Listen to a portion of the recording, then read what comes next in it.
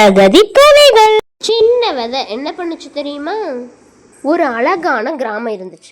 அந்த கிராமத்துல ஒரு சின்ன குருவி இருந்துச்சு. அது தினமும் உணவு தேடி பறந்துகிட்டே இருக்கும். ஒரு நாள் அது ஒரு சின்ன விதைய பார்த்துச்சு. இது என்னடா இதுக்கு என்ன பயன் அப்படின்னு யோசிச்சு. ஆனா அதை தூக்கி போடல, மண்ணுல நட்டுச்சு. நாள்கள் பல கடந்து போச்சு. மழையும் பெஞ்சுது, சூரியன் ஒளி கொடுக்க ஆரம்பிச்சு. அந்த விதை மெதுவா முளைக்க ஆரம்பிச்சு. சின்ன செடி பெரிய மரமா மாறிச்சு. ஒரு நாள் ரொம்ப வெயில் அடிச்சது. மற்ற பறவைகள் எல்லாம் ரொம்ப கஷ்டப்பட்டாங்க. ஆனா அந்த மரம் எல்லாத்துக்கும் நிழல் கொடுத்துச்சு, பழங்களும் கொடுத்துச்சு. எல்லாரும் ரொம்ப சந்தோஷமா இருந்தாங்க.